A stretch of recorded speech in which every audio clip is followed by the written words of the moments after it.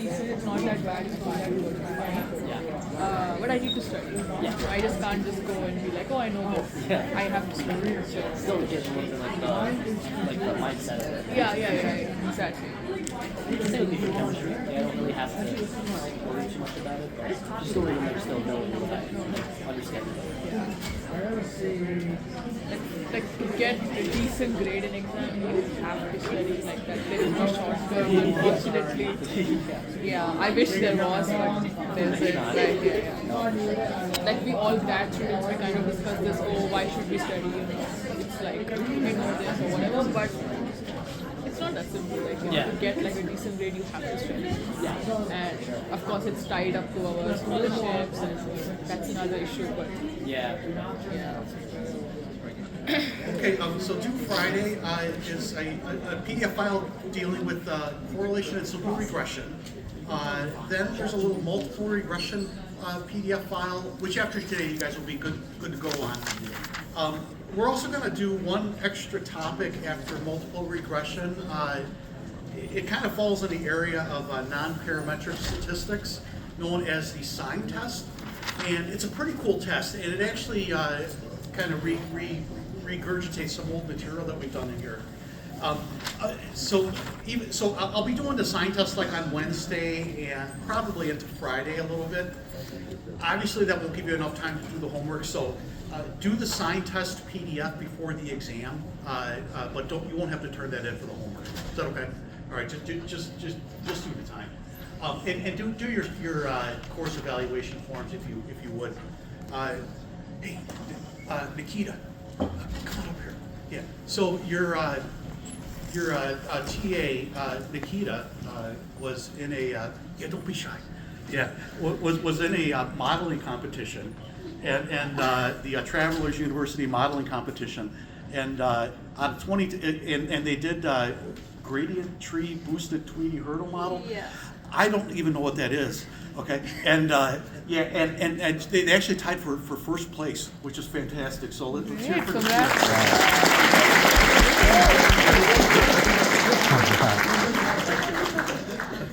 And by the way, our grader for this course, Madi, he was on the team too, so it was fantastic. So seeing that news totally made my day. So great job. Yeah, awesome. Okay. So let's kind of continue where we left off, and we were doing multiple regression. And so remember multiple regression, instead of just having a single explanatory variable x, we're going to have p minus 1 explanatory variables, okay? And so here's our population regression equation, and we estimate that with our least squares regression equation. And in the current example, we're looking at systolic blood pressure as our response variable, and we're explaining systolic blood pressure with two variables, gestational age and the APGAR-5 score. And if you recall, last time we kind of picked off the least squares regression equation off the R output. And we kind of did a couple problems. We interpreted beta 1 hat and beta 2 hat. And we approximated the mean systolic blood pressure for 31-week-old babies with an APGAR score of 7. And all you do is just plug in those values into the least squares regression equation, and it poops out 49.95. And this is going to be kind of a similar situation as before. Do you think the population mean systolic blood pressure for 31-week-old babies with an APGAR score of 7, do you think it's equal to 49.95? Probably not. You think it's in the ballpark of 49.95? Yeah. Let's do a confidence interval. And so let's do a confidence interval in which I think that population mean will fall. So let's find a 95% confidence interval for that population mean. U sub y given x1 is 31 and x2 is 7. And the way we do this is we actually find it the same way as what we did in the case of simple regression, actually. And so one thing you're going to need to know is, well, we're going to use the same formula. T alpha over 2 with n minus p degrees of freedom times the estimated standard error of y hat. Okay. we just computed the y hat above. We can look up my t quantile from the table. And the only other information I need is what is the estimated standard error of y hat? Now, as far as computing it, don't worry how to compute it. What does the estimated standard error of y hat kind of tell you? For the 100 kids in my sample, we found the least squares regression equation. And when I plugged into that least squares regression equation for 31 and 7, it pooped out 49.95. What if I did this again? What if I went out and I randomly selected another 100 babies, I found the least squares regression equation, my least squares regression equation is going to change a little bit, and therefore, when I plug in 31 and 7, what it poops out is going to change a little bit as well. Okay?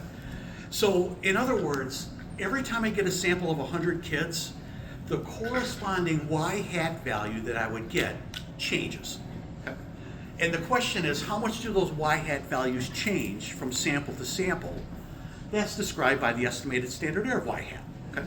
And if the estimated standard error of y hat is small, what that says is those y hat values are not going to change very much from sample to sample. Okay? If the estimated standard error of y hat is big, what that says is those y hat values are going to be really erratic from sample to sample. Okay? And let me tell you what this turns out to be. From R, what this gives you is 1.4456. So from R, this is saying that that standard error is 1.4456. That's kind of on the small side. And what's that kind of saying? Every time I get a sample of 100 kids and I find the corresponding y hat value, do those y hat values change that much from sample to sample? They're pretty consistent. Okay? And so there's not much variability in those y hat values, which is reflected in that smallish estimated standard error. Now, I think we got almost everything that we need. I guess the other thing that we need is my t quantile. And for 95%, alpha is 0.05. So I need a t sub 0.025. Now remember, n is 100. That's my sample size. Now what is p again? When we did simple regression, p was 2 because I have p counts the number of betas that we have in our model. And for simple regression, we had beta 0 and beta 1. How many betas do we have in our current model? We have beta 0, we have beta 1, and we also have now beta 2. P is equal to what in this case? 3 in this case. Does that make sense? Okay. So P is 3. So how many degrees of freedom do we have? 100 minus 3, or 97 degrees of freedom. Okay. So let's kind of see what we get. So T 0.025, 97. Now, this is an issue that we ran into before, actually. Here's my t-table. I need 97 degrees of freedom, and because there starts to be jumps here, 97 kind of falls between these two guys. Now, there is no 97 in my table. Could we just use 100 and kind of be done with it? That's probably close enough. If you wanted, you have a nice app on your phone. Could you bust out the app and find what this is? Sure. Okay. But with the table, let's just use 100 just on the table. And that's close enough. In the 0.025 column, and if you triangulate that guy, I think that gives you 1.984. Okay, 1.984. By the way, on the exam, I will make sure this doesn't happen like this. On the exam, I'll make sure that your degrees of freedom hit something in the table. Otherwise, it's going to be chaos. Okay? So 1.984. And I think we got everything right. Everything here. So we have y hat, which is 49.95, plus or minus my t multiplier, which is 1.984, times the estimated standard error y hat, which is given to you, 1.4456. Okay. So on the exam, if you saw this, I would just give that to you directly. The estimated standard error y hat is 1.4456. And so what do we get? We get 49.95 plus or minus the right side gives you 2.87. And when you subtract, you get 47.08. And when you add, you get 52.82. Beautiful, and you got it. Okay. It's kind of a skinny confidence interval, and that's reflected by the fact that our estimated standard error y hat is kind of on the small side, which makes kind of for a smallish confidence interval. Okay. Isn't that beautiful? So what can we say from this? We're 95% confident that the population mean systolic blood pressure for 31-week-old infants with an APGAR score of 7 is between 47.08 millimeters of mercury and 52.82 mmHg. Okay. That's all there is to it. So it's really similar to the simple regression equation. The only real difference is P in this case is not 2, it's 3 because we have 3 betas. Okay. All right. Let's try this. Let me ask you this. Does the mean systolic blood pressure of 31-week-old infants with an APGAR of 7, does it significantly differ from 45? Yes, right? Does it significantly differ from 53? Yes. Does that population mean blood pressure, does it significantly differ from 48? It does not. Good. Okay. So all of the usual conventions totally hold here. Okay. All right. So let's do the following. Let's do a test. And one of the big questions somebody might ask is APGAR 5 score a significant predictor of systolic blood pressure? Is APGAR 5 score a significant predictor of systolic blood pressure? Okay. Another way I could say this, in other words, is there evidence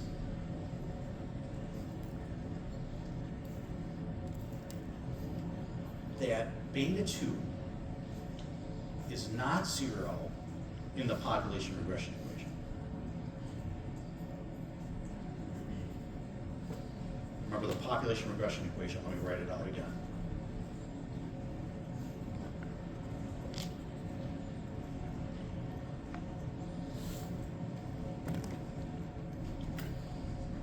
Where X1 is gestational age, and X2 is the APGAR 5 score.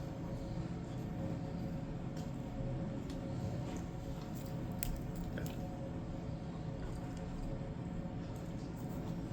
So this is kind of a similar argument to what we did in the simple regression case.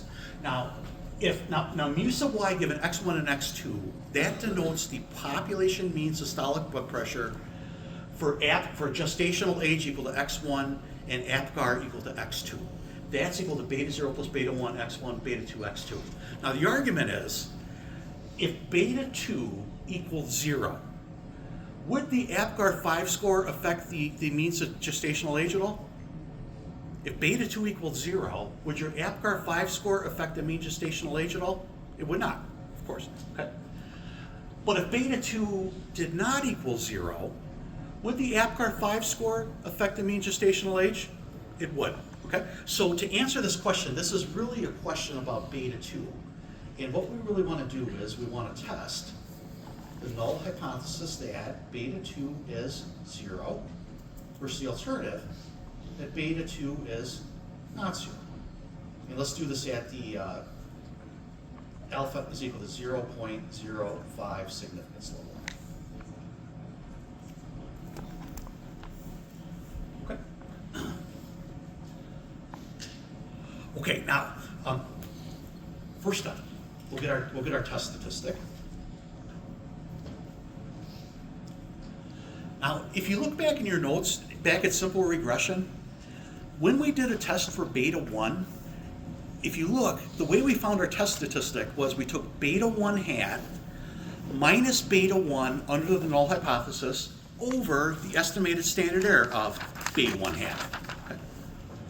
If I'm doing a test for beta 2, what do? I think you would say, hey, we would take beta 2 hat minus beta 2 under the null hypothesis over the estimated standard error of beta 2 hat. Okay?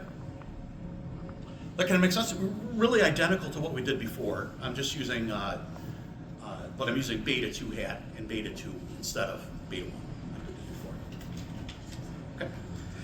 And so what I'll have you guys do is, if I asked you to do this test on the exam, what I would give you is, I would give you the output. Let me show you what the output looks like. So here's the output, and the one thing I want you to focus on is that table right there. And so this is the table I want you to focus on, specifically the first 2 columns.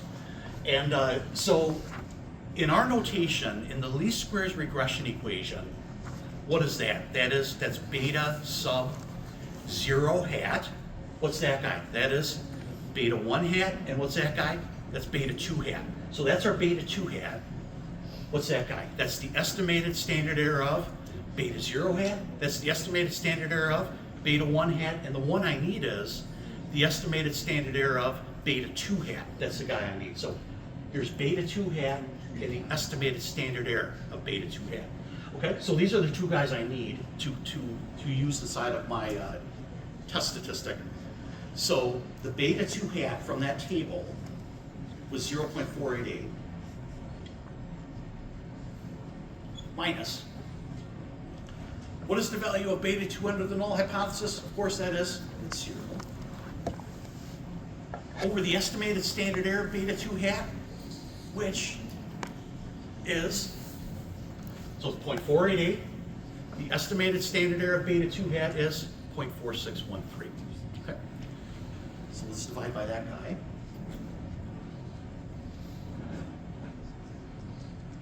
And when you punch this guy in, this gives you 1.06. And if you think of a t-distribution, am I very far into the tail, really? Not really. You think I'm going to reject? I'm probably not going to reject. But let's complete it. 2. What's my critical value, if you guys had to say? Is it a one-sided alternative or two-sided alternative? We've got a two-sided alternative. So it's going to be a t sub alpha over 2 with, how many degrees of freedom will I have?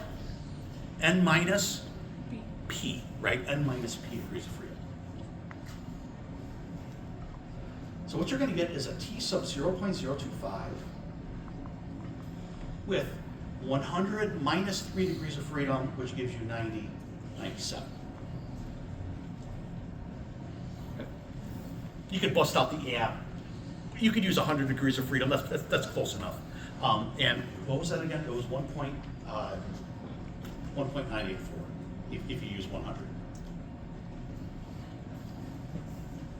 Okay. And 3. Let's kind of make our graph here.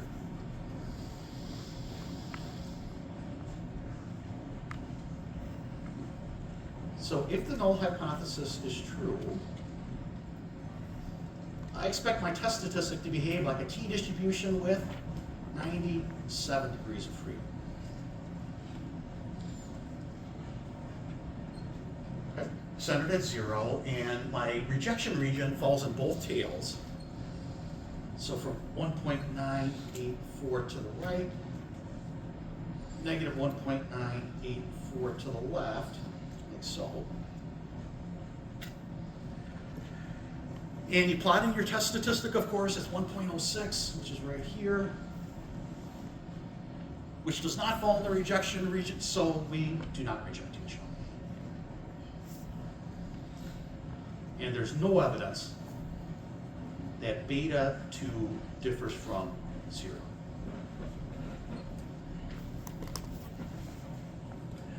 Is APGAR 5 a significant predictor of systolic blood pressure or not? Is APGAR5 a significant predictor of blood pressure? There's no evidence to say that it's not zero, right? And so is APGAR5 a significant predictor? The answer is no.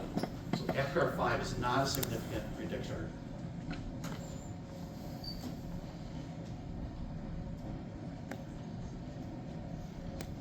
Of the mean systolic blood pressure.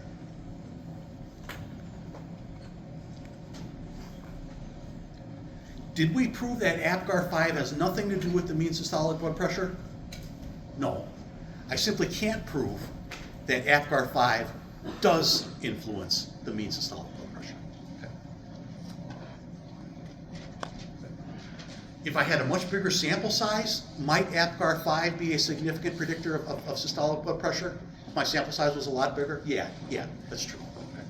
But with the sample size of 100, I cannot conclude that with such a small sample size.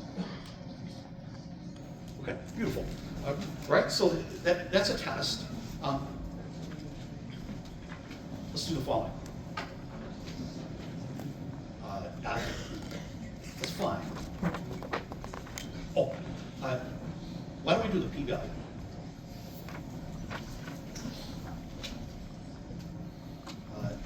If we do the p-value for the test,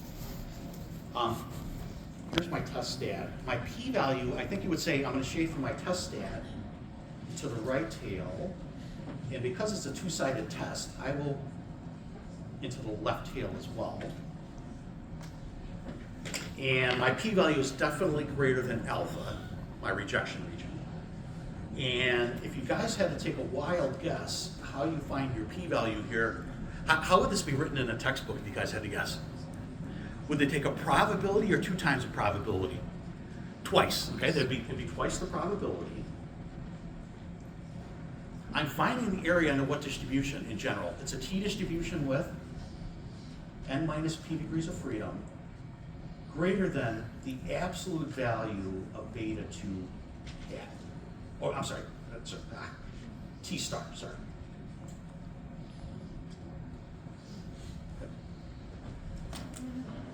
So this is going to turn out to be twice the probability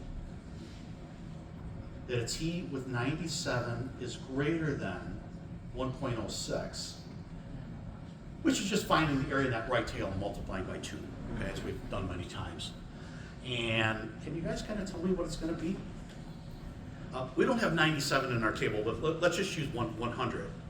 And if we use 100, I'm looking for, here's 100. I'm looking for 1.06. I think I'm between these two guys. And the area in that right tail is between 0.1 and 0.15. Between both tails is going to be between 0.2 and 0.3. So we could say my p-value is somewhere between 0.2 and 0.3.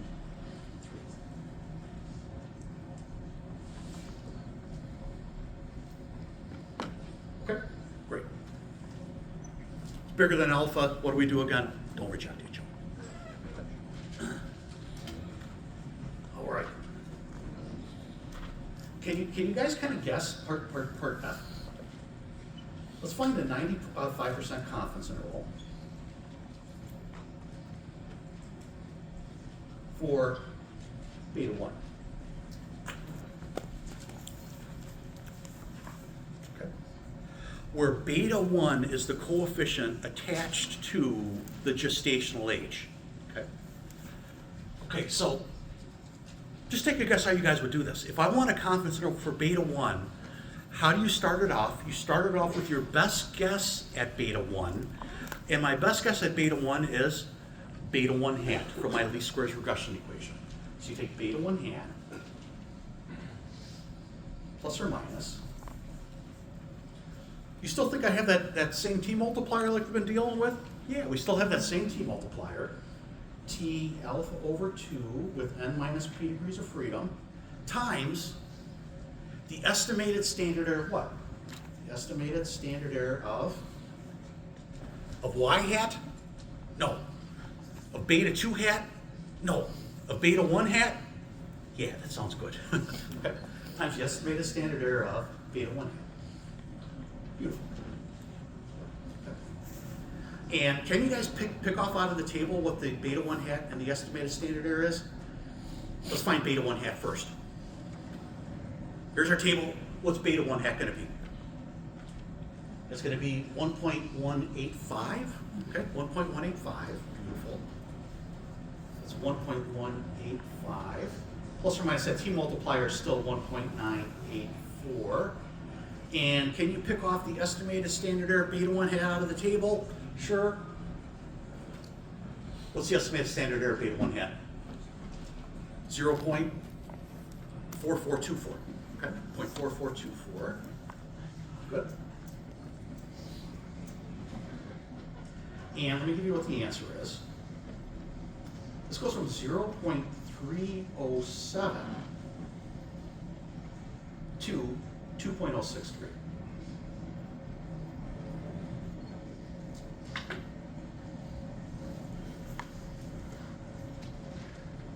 Now, beta 1 is the coefficient attached to gestational age. Is gestational age a significant predictor of the mean systolic blood pressure? Is gestational age a significant predictor? And I think you would say yes, because why? Because my confidence interval is excluding what? 0, right? Good. Okay. And so what you would say is gestational age is a significant predictor of systolic blood pressure. Okay.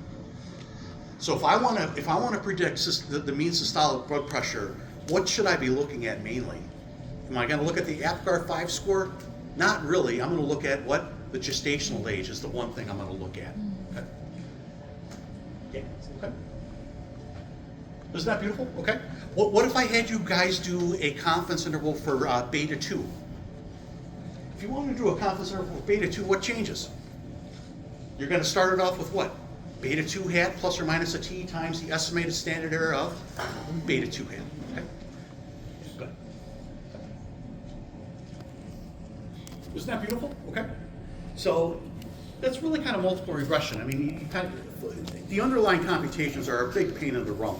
But once you get your least squares regression equation, kind of doing a confidence interval or a test is very similar to what we did in the simple regression test. Okay. All right. So let's do one more tidbit here. Let me show you one other thing actually here.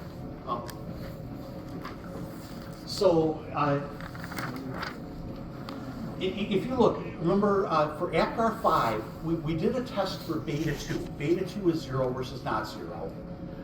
And if you recall, our test statistic was 1.06 actually. So what do you actually have in this t-value column? This is the test statistic when you're testing beta 2 is 0 versus beta 2 is not 0. That's your test statistic. And we said that the p-value for that test was somewhere between 0.2 and 0.3. What's the actual p-value for that test? 0.29. Okay. Now, we said that gestational age was a significant predictor. If I tested, we didn't do this, but if I tested beta 1 is 0 versus beta 1 is not 0, what would your test statistic be? 2.678. Okay. And if you found the p-value for that test, what's the p-value for that test? It's 0.087. So if I was testing beta 1 is 0 versus beta 1 is not 0, would you reject the null hypothesis if alpha was 0.05? You would reject H for sure. Okay? And what R does is, it puts a star by it saying, you're going to reject the null hypothesis. Okay? Isn't that kind of cute, right? So yeah, so gestational age is the one significant predictor of that mean systolic blood pressure. So R does this automatically. It finds the test stat and the p-value when you're testing 0 versus not 0. All right. So let's do one more thing on this. Let's include generative. So part I don't know what part this is. Let's include generative.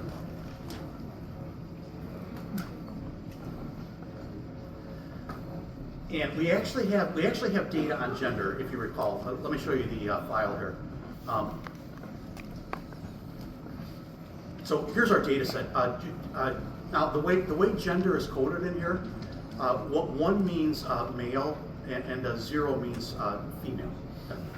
And so we're going to have 3 explanatory variables here: gender, gestational age, and APGAR 5. So let's expand our model.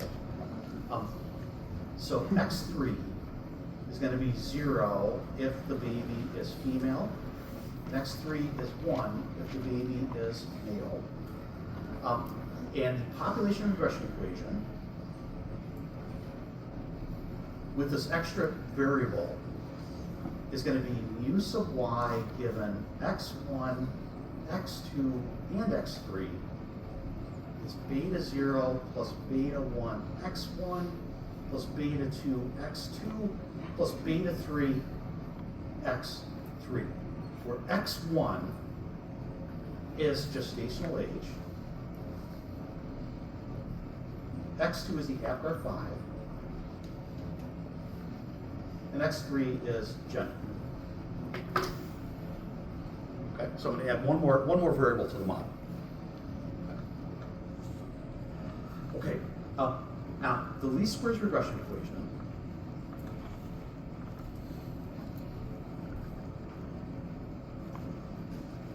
is it's y hat is going to be beta 0 hat plus beta 1 hat x1 plus beta 2 hat x2 plus beta 3 hat x3. Okay, that's our least squares regression equation. Now let's figure out what those beta hats are from the R output. Okay? So let's go to the R output and figure out what those guys are. So I actually ran the model with those 3 different variables in it. Here's the output. Okay, so what is beta 0 hat? Beta 0 hat is 9.3235. Back here. So we have 9.3235 plus beta 1 hat is what? Beta 1 hat is going to be 1.1853.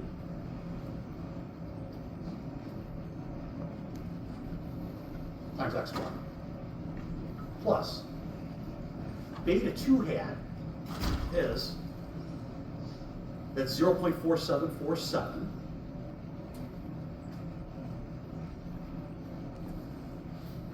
times x2, and then finally for gender, beta 3 hat for gender is what? 1.2434.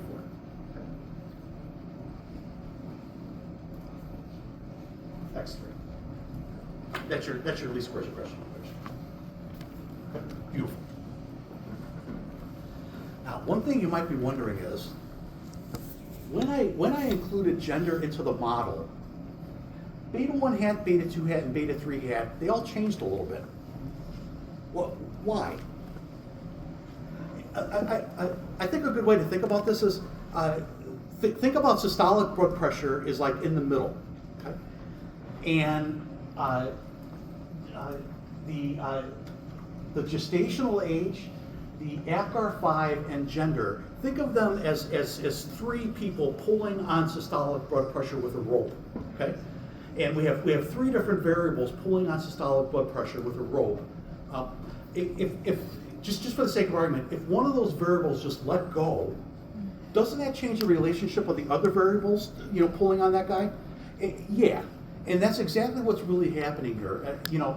Having gender in the model changes the relationship of the first 2 variables to the response a little bit. Okay, and so it's the standard practice is when you add a variable in, the coefficients on your other variables, in almost all situations, they're going to change a little bit because it kind of changes the resulting relationship of those other variables a little bit. Okay, okay, now if you kind of look at this really heuristically at first, gestational age is x1. Okay?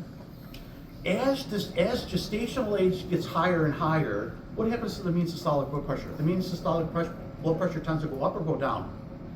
It tends to go up because that's a positive coefficient. Okay. As I increase the APGAR-5 score higher and higher, what happens to the mean systolic blood pressure? Does it tend to go up or tend to go down? It tends to go up. Okay. Here's the coefficient on gender. Now be careful now. Which gender has a higher mean systolic blood pressure? Females are 0, males are 1 for X3. Okay?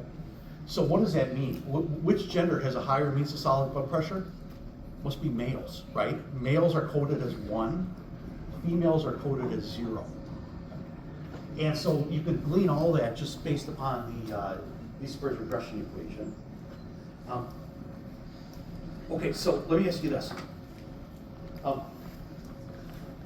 How much higher is the mean systolic blood pressure for males, everything else being equal? Okay. Same gestational age, same APGAR score. How much higher is the mean systolic blood pressure for males? It's equal to how much? Yeah, 1.24 higher on average for males. Okay, everything else being equal. Okay. Good. All right. Okay. So part. I don't know what part this is. Is there a significant difference in mean systolic blood pressure between males and females? That's a good question, right? Is there a significant difference in the mean systolic blood pressure between males and females? What do I really want to test? Here's my population regression equation. To answer that question, what do I want to test here? What coefficient am I looking at? Beta 1, beta 2, or beta 3? Beta 3, right? And if beta 3 equals 0, would the gender of the baby have any influence over the mean systolic blood pressure? No. And if beta 3 did not equal 0, would the gender have an influence on the mean systolic blood pressure? Yes. So for us to answer this question, let's test the null hypothesis that beta 3 is 0, versus the alternative, beta 3 is not 0. And let's do the 0.05 significance level.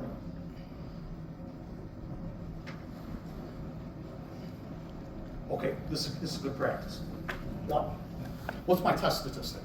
Take a guess. T star. What am I going to take now? If I'm doing the test for beta 3, how do I start it off? I'm going to take beta 3 hat minus what? The value of beta 3 under the null hypothesis over, what do you think I divide by here? Do I divide by the estimated standard error of y hat? No. Do I divide by the estimated standard error of beta 1 hat? No. Do I divide by the estimated standard error of beta 2 hat? No. Do I divide by the estimated standard error of beta 3 hat? Yes. Okay. So divide by the corresponding estimated standard error. Beautiful. And are we able to pick that stuff up out of the output? Let's do it. So let's look at the output. So we need beta 3 hat and beta 3 hat. Remember, this is beta 1 hat, beta 2 hat. There's beta 3 hat, 1.2434. 1.2434 minus the value of beta 3 under the null hypothesis, which of course is 0, over the estimated standard error beta 3 hat. No problem. There's beta 3 hat, there's the estimated standard error, and 2.2253. And when you do this, you get 0.559. Okay, 0.559. which, are you surprised I got 0.559? No, it's right there, okay? And so that's my test statistic. And I won't bore you here. If I found the p-value, what's the p-value gonna be? Yeah, 0.577. Okay. Do I reject the null hypothesis here, therefore? Do not reject it. Is gender a significant predictor of systolic blood pressure? The answer is, it is not, okay? So gender is not a significant predictor of the mean systolic blood pressure. And just kind of looking at the output, what is the only variable that's a significant predictor of the systolic blood pressure? Gestational age is the only thing that really seems to make a difference here. Would you guys be able to do that on the exam? It's not too bad, right? Okay. Yeah, beautiful. All right. So, okay. Could you do a confidence interval for beta 3? Yeah, why not, right? If we do a 95% confidence interval. We can't see you. Oh, I'm sorry. Thank you. Thank you. For beta 3.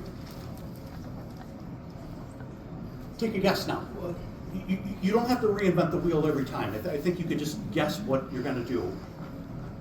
A confidence interval for beta 3, take your best guess, which is beta 3 hat, plus or minus my t alpha over 2 with n minus p degrees of freedom, times the estimated standard error of beta 3 hat. I'll be just a little bit careful here. We're going to have a t sub 0.025. N is 100. Now be careful. What is p now? How many betas do I have in my model now? I have beta 0, I have beta 1, beta 2, and beta 3. P is 4 in this case, which will give us 96 degrees of freedom. And if you just use 100, this is close enough, which is 1.984. And you could crank it out as usual. Okay.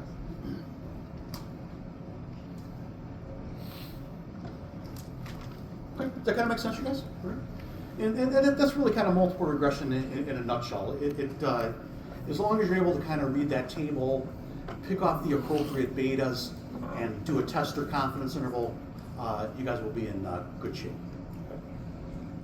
Okay. Is there any questions about that, you guys? Okay. Okay, great. Now, we could literally, honest to God, we could spend months, literally months, if not a whole semester, just talking about multiple regression. Okay. So, if you want to learn more about this stuff, just take another class or 2 or 3, and you can kind of get into it a lot deeper than we did. But as long as you kind of have a general idea of how to use that guide, that's great. Let's start to get into kind of our last topic of the semester. Known as kind of non-parametric statistics.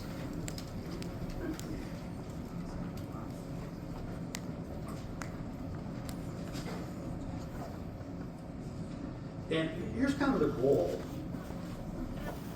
We want to do statistical inference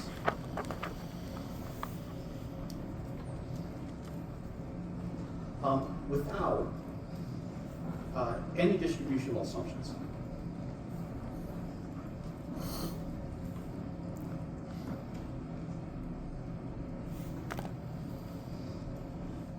Such as normality.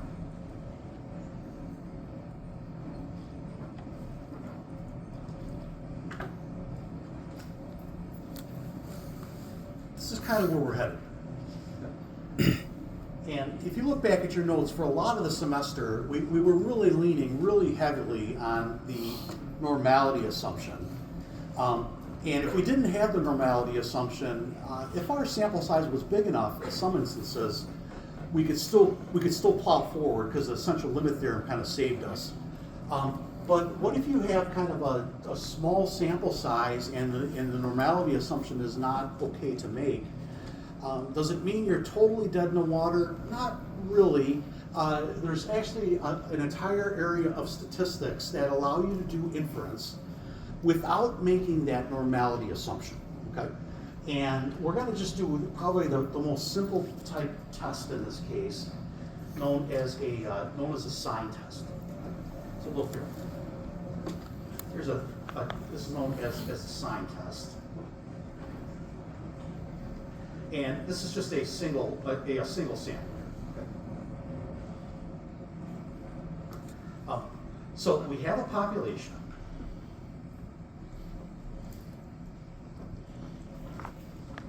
With population median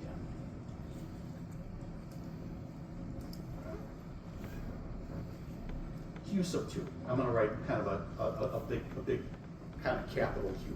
Okay. So remember the median, if you kind of order all your data, the median is the center of the ordered data set. Okay? Now my population median is, the population is the entire group of things or objects under study. If I ordered all of that data and I chose the middle of all of that data, that's my population median. Okay? So that would be the median of everybody in the population. I don't know that quantity. But what we have is we have a random sample of size little n. And what I want to do is, we want to test the null hypothesis that this population median is equal to some specific value. Let me call it Q2 sub 0. This is just some specific value in the end here. Versus the alternative, that my population median is greater than, say, Q2 sub 0. And I want to test this at the alpha is equal to 0.05 significance level. Now, right off the bat, you're saying, hey, we know how to test for a mean, but in non-parametric statistics, you're instead testing for a median. Okay? However, if the distribution that I was sampling from, if it was symmetric, the mean and median would actually fall in the same place. Okay? So under symmetry, you're really doing a test for a median is really doing a test for a mean because they're the same in a symmetric distribution. Okay? But in general, we're doing a test for a median, for a population median, not a population mean. Okay, now, so here's the main argument. Under the null hypothesis, the probability, a data point, falls above Q20 is 1/2.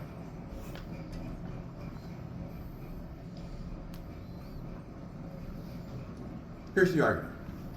We have a large population, okay?